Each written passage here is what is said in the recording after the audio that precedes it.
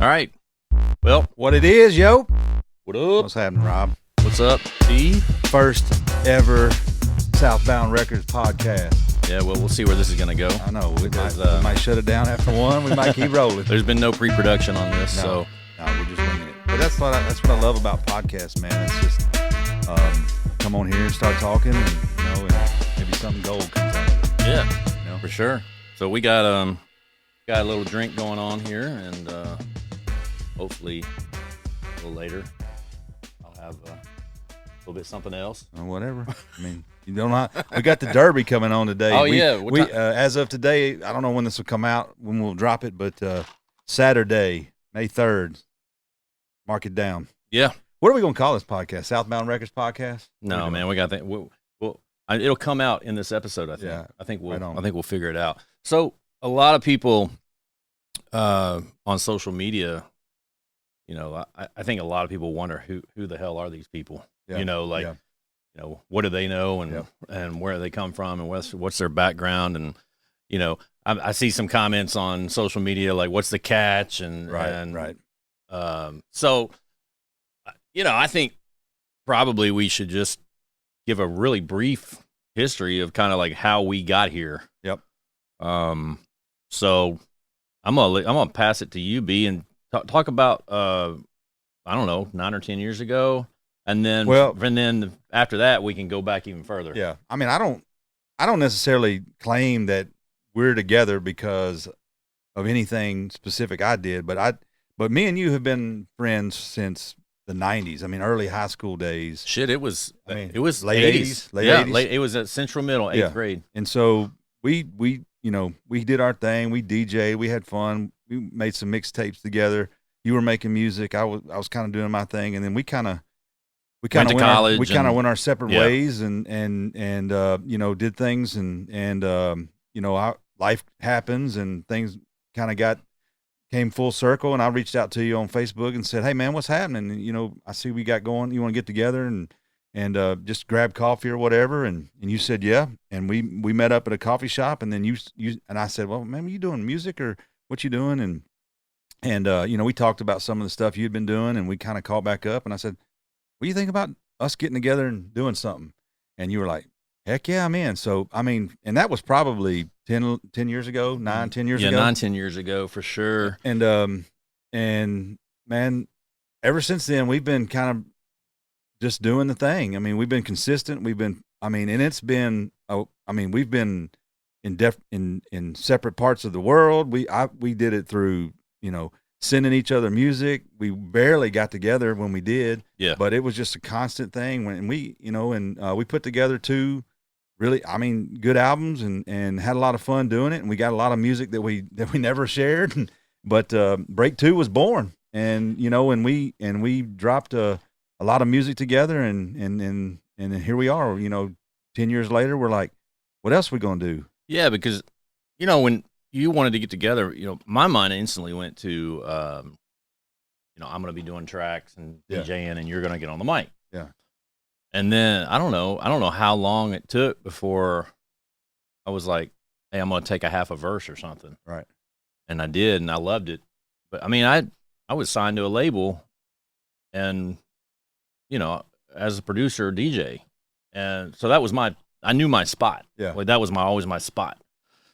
But I mean, I really enjoyed getting on the mic. Kind of finding my voice. I do think, and you're right. It did start out where you were just kind of letting me do my thing. I was doing most of the songs, and you were just kind of in the background, and then you dropped on. It might have been Sucker DJs. I don't remember which one. No, I know which one it was. Yeah. It was the one where Look Around. Yeah. Look Around. Yeah. I had that one half verse. Yeah. And I was like, man, we got something. Yeah. We got something together where, you can get on that mic and we don't claim to be the greatest of rappers, and we're still learning, but man, it's a lot of fun doing it. Yeah. And we've gotten a lot better. Oh yeah, for sure. I mean, that just proves, just you guys keep grinding, man, Yeah. and you'll get better. Yeah. So all that, like, we started off recording in my bonus room at my old house when I was with my first wife, and then when I left, there was a hiatus of like 6 to 8 months because I didn't have a home.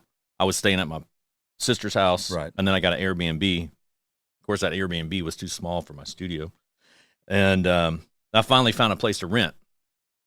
And so, as you remember, it was the living room, the kitchen, my closet, the hallway. It was all over the downstairs. The dining room and the study. Right. Was all a studio. We literally called it the kitchen. Yeah. So we worked on album 3, which we call album 4. There's a album we never released because of sample clearances. But that's where we did album 3, and then I got into a relationship, got married, and bought this house that we're in right now. And my wife was gracious enough to specifically look for a house with a basement. So that's been where very supportive. Oh yeah. Yep. I mean, she hangs out down here with us. Heck yeah. That kind of, when we moved in here, I guess that's when it happened. I was like, man, I think we need to start a label. Yep. Like we're 50, 51, and our time's passed. I mean, we'll still get on stage, but our prime's passed. I mean, we're I'm feeling it. Clairvoyant enough to know. I mean, yeah, we know our speed. Yeah. So anyway, it was like, man, let's help these younger generation kids, have a place in Nashville for them to be able to get their music out there. And it really is. I mean, every label says they're an artist friendly label, but I mean, I think in general, independent labels just are more artist friendly. Yeah. Than your big boys. Right. And there's a couple reasons for that, but I think the main reason is these people that like us that decide they want to start a label came from the artist perspective and maybe have had a contract with a record label before and didn't like certain things about that, and so they wanted to change it. Yeah. My experience with a record label was nominal. It was such a small label, right, and there wasn't a lot of politics. Yeah. But the owner of that label, rest in peace, Cassie Gardner, great jazz organist in Nashville. And if you haven't heard of Cassie Gardner, Cassie with a K, man, YouTube that stuff, man. He was brilliant. And I know his son went to Fisk because I met him years later, and I was talking about his dad. Yeah. And I said, man, your dad was amazing. And, I love watching the YouTube clips. And he's like, what YouTube clips? I'm like, yeah, it's all over the internet, bro. And he's like, I know what he was thinking. Family's not getting paid for that. Right.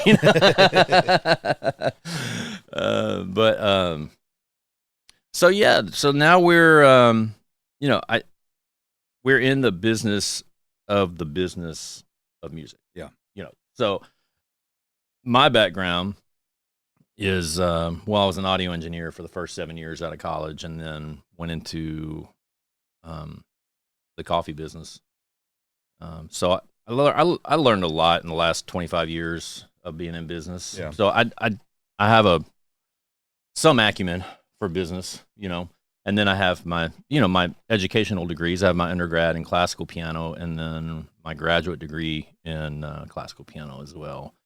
So kind of merging those two, the experience of business and the gift of music, because I'm definitely not gifted in business. I mean, it was a learned thing for me. Sure.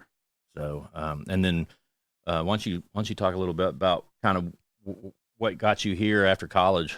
Yeah, man. I mean, my background is completely different. I don't have a lot of training in music. I love music. I have a background that has given me the opportunity to grow up in the hip hop world, listen to a lot of hip hop, listen to a lot of music in general. But I'm a golf course superintendent at heart, man. I mean, I know all there is to know and more about farming and agronomics and growing grass and letting people play on beautiful manicured surfaces, and that's what I've done and continue to do. That's, I mean, I'm in the landscape supplies business now. You got any grass available now that you've grown? No, what kind of grass you talking about? I mean, the kind you can mow. Oh, I can mow it too. Yeah, but I mean, so where I think that you and I really make a good team is one. I mean, I have a lot of business acumen, and I have a lot of things where, I mean, I'm a salesman now. I've done a lot of things in business. I'm a handyman at heart. I kind of can get by and do a lot of things. Technically, you know, I can do things, but from a musical standpoint, I mean, you're the genius about it. But it when it comes to what we like and dislike, we have a lot of similar tastes, and I feel like that there's some things that I add to it that, you know, just make it complete. And maybe that's my ear, maybe that's not, but maybe it's just one of those things where, man, this little tweak right here might make a difference, or this add this in or add that in. And I think that's where you and I really kind of connect. It's because, you know, you may send me a beat and I'm like, I don't know about that, but then let me think about it. And then, or this little piece like right here will work. And I think that's where I'm going to offer a lot of, you know, of help and guidance that's going to make us a really good team in this. And despite my background not being in music at all, the things that we kind of, merge together is going to make for a really good team in this doing. Yeah, I mean, sometimes it's frustrating as hell because I've got 8-9 years of post-high school education in music, and you'll make a little point, some sonic point when we're going through a mix, and I'm like, shit. Yeah. You know, like, you got ears. Yeah. You know, and I lean on that a lot. And even listening to demos and stuff, man, I'll listen to something like, yeah, I think people would dig this, and then I show it to you, and it's like, no, that's not going to work. And after I listen to it again, I'm like, yeah, you're right, it's not going to work. So, it's a lot about, you know, it's a lot of just knowing what people will like, knowing what kind of gives you that feeling inside, you know, that, you know, when you hear a good song, you know, that beat drops, you're like, oh shit. Yeah. Like, that's dope. Yeah. Like, you know, in the first 5 seconds. Sure. You know, and that's what you're looking for. You're just looking for that feeling. You know, are they gonna bob their head? Yeah. You know, is this gonna be played in the car, on the headphones, in a club? How is this gonna present itself live? You know, all that stuff. I mean, that's the thing that you and I, you know, we've listened to a lot of music. We've produced our own music. And we're very critical of what we do. Not only that, but what we listen to, and we have different tastes, and we have similar tastes, and that, you know, that could be that's a great thing, because our difference in styles have created, you know, something that we really be proud of, and I think that's the cool thing about it. It's the ability to have a lot of different sounds, and we know what works, we know what doesn't work. We you know, we're old enough to know that, hey, you know, this is something we need to think about. This is not going to work. Yeah. And I think that's the cool thing about it. Well, I mean, we were just talking earlier today when we were pulling up music, and, you know, you made the point, you know, this is a good song. I don't know if, you know, this would be a hit. Yeah. And that's the question you have to ask. Yeah. Like, does this have the possibility of being a hit? Yeah. Because look, I understand art for art's sake. I get it. Yeah. But, you know, we're a team with the artist, and the whole point of this is to be able to put food on the table. Yeah. You know, so maybe not the whole point, but you know what I'm saying is, like, you're wanting to make a living at this. Sure. You know, and in order to make a living, you have to make money. In order to make money, you have to create demand. Sure. And if the demand is not there for music, you're not going to make any money. You're not going to make a living, and then you're going to go back and wait tables. Yeah. So, all that to say, yes, I get the artistry of it, but and you know, once an artist does hit, they have more flexibility to be able to be the artist they want to be. You know, this is like the Beastie Boys. You know, they're from what I've seen and read about, they're a little embarrassed about that License to Ill album. You know, it was a Rick Rubin album. Yeah. They didn't have a lot of say. They were kids. They just wanted a hit record. Yeah. And once they left Def Jam and went to Capitol, you know, got with the Dust Brothers, you can hear on that album, man, they did whatever the hell they wanted to do. Right. That was an artist's album. Right. It wasn't made for hits. Yeah. And so my point is that they wouldn't have been able to release Paul's Boutique as the first album. No. You had to have License to Ill in order to have Ill Communication. Yeah. You know what I'm saying? Sure. Ill Communication and Check Your Head never would have come out had it not been for License to Ill. License to Ill is, you know, it's got a few tracks on there that I hate, but it's also got some really good stuff on there. Yeah. But I'm saying all that just to say we're in the business of selling records. Yeah. Well, in their, you know, to the Beastie Boys' defense or whatever, or not really the defense, but like that first album made who people attached them to, and then that gave them the creative freedom to do kind of what they wanted to do. Yeah. And you have to be willing to adapt. You have to be willing to change, and but make good music, and then not worry about whether it's going to be a number one hit or whatever, right. and just keep on that trajectory. Because man, they made some good songs after License to Ill. I mean, some of and you know, and like you said, Paul's Boutique is maybe my favorite album. Same. I mean, you know, Same. I mean, I like you. I like the first album. I like certain songs off of it, but I don't gravitate to it as much anymore. It's to me, it's like the Beatles' White Album of hip hop. Yeah. You know, but I think that Hot Sauce Committee Part 2 doesn't get props for the record it is, the very last album. Yeah. And there's some lyrics on there from MCA that are bone chilling, man. Like that almost forecast, you know, it kind of foreshadows, you know, what was about to happen with his health. R.I.P. MCA. Yeah.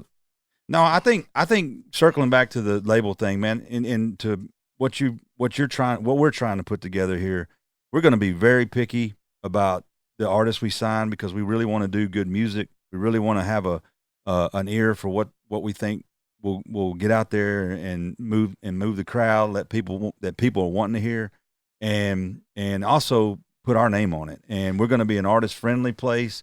We got this studio that we put together is going to be a place that people can come and be creative and all the thing, and we can get into the depths of what we're, you know, thinking about from a business standpoint. But man, it's going to be unlike anything anybody's ever seen, and it's going to be a place where people can come and really make good music. And Rob is you do a hell of a job. I'm learning on the fly every day. It's like a worm in here when I come in here and just soak up as much as I can.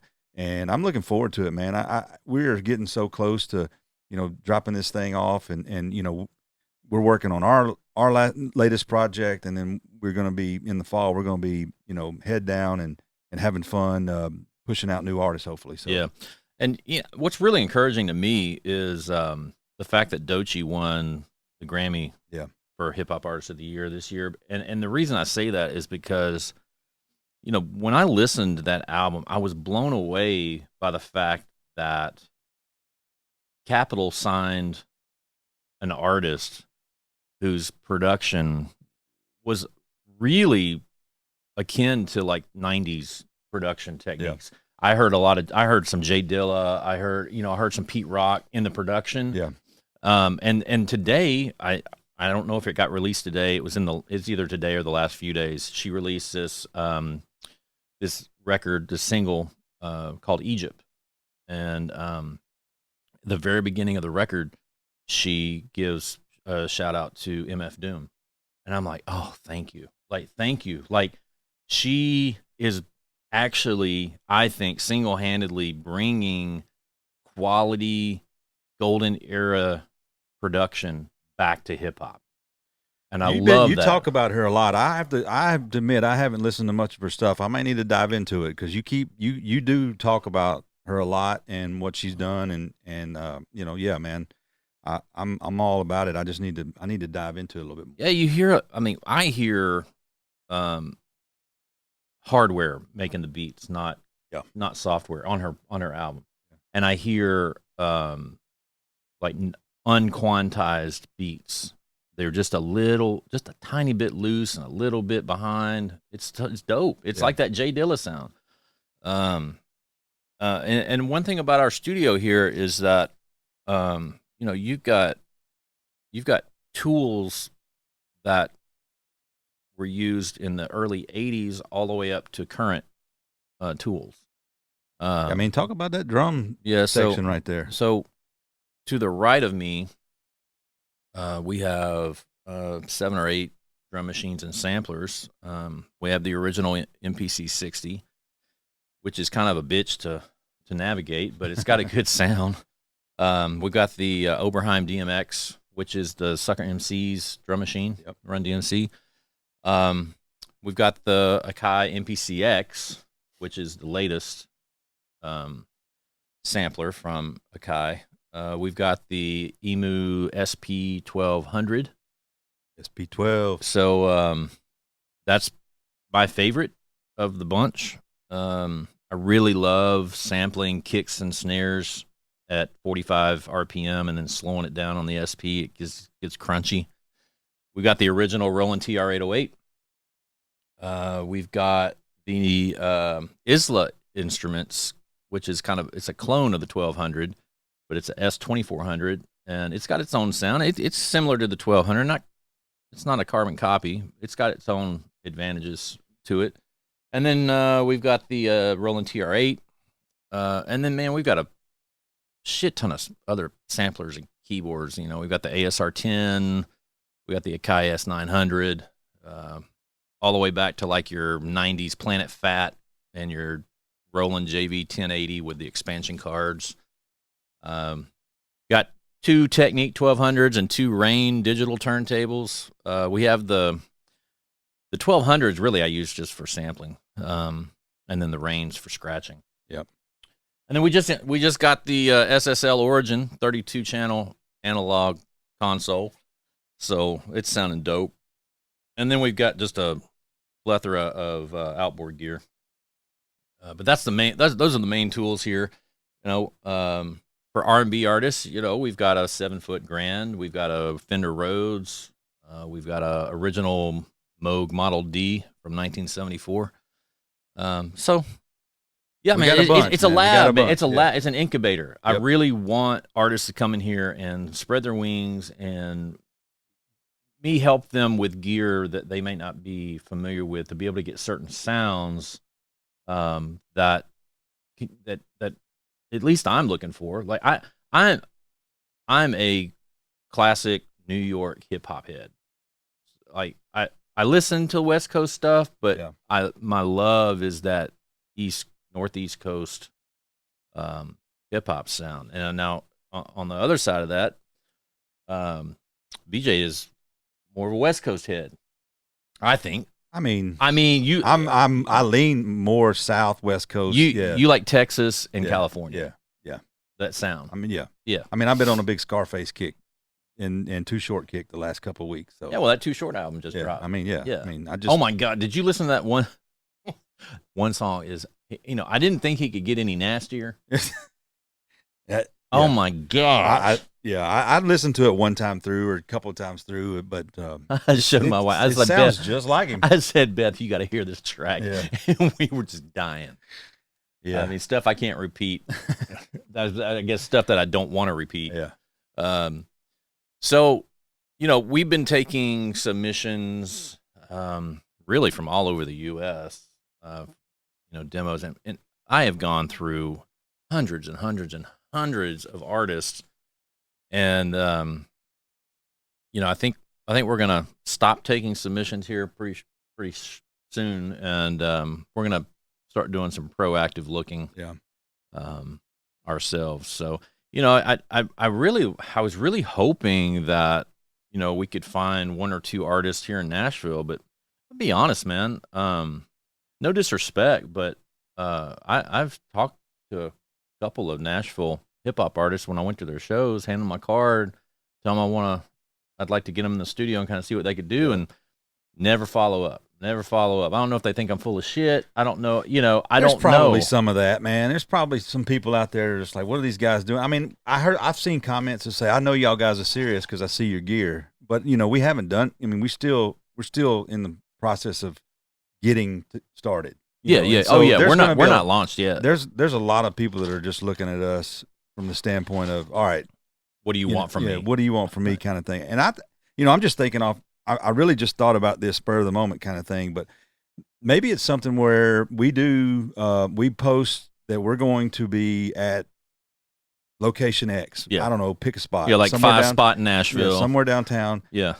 If you're into hip hop, R&B, whatever you want, and you may have heard of us, thinking of coming, come meet us for a drink, coffee, whatever, and we'll hand you our card. We'll tell you kind of a little bit more about us and see if that's something that you may want to, send us some music or whatever. That may be something we think about doing. Yeah, and we're also thinking about, we're not thinking about it. We're gonna have a launch party. Yeah, for sure. And once we get the handful of artists we're gonna start with, they'll play live. But I also want to have I want to have an old school freestyle competition and prepared song competition. I think the sky's the limit on what that doesn't necessarily mean we'll sign whoever wins, but it might, you might find a diamond in the rough through that, Yep. I'm really disappointed in the lack of evolution in the hip hop scene in Nashville. It just hasn't progressed much at all since the early 90s. Yeah. And we got to tap into it. We got to find it because it may be there that we just. I mean, it's so overbearing by the country music scene and the Christian world and some of that we just may not be able to know where to go to look. And it may be there. We just got to. There's a few spots that support it. Yeah. But if you go on, Eventbrite and look for hip hop, you're going to be going out a few weeks. Like, you're not going to just be like pull up a show this weekend and go to a show. Right. And that's where I want it to be. And that's what we're hopefully at some point we get to that. Yeah. Where we're more consistent on a week to week basis or, a couple times a month kind of thing. Right. Right. So, okay. I think that wraps up our first episode. Yeah. We don't need to spill it all. Yeah, for sure. I got to get me a drink too, but my lips is chapped. I've been nursing this Jack and Coke. It's early. It's early Saturday, so we're easing into it. Yeah, we're gonna mess with people. I'm just now looking. If you're colorblind, I apologize because I got crimson red. He got green on, and that's gonna mess with people that's colorblind. Is it like we do? Yeah, you never heard that? Yeah, I was watching the NFL. The NFL used to on Thursday nights did this thing called Color Rush, where they put a team in all they pick 2 colors and their whole from the helmet down to their pants, all one color. Okay. Well, it went away, or they did away with that on Thursday nights, and I couldn't really figure out why. And I saw something about it.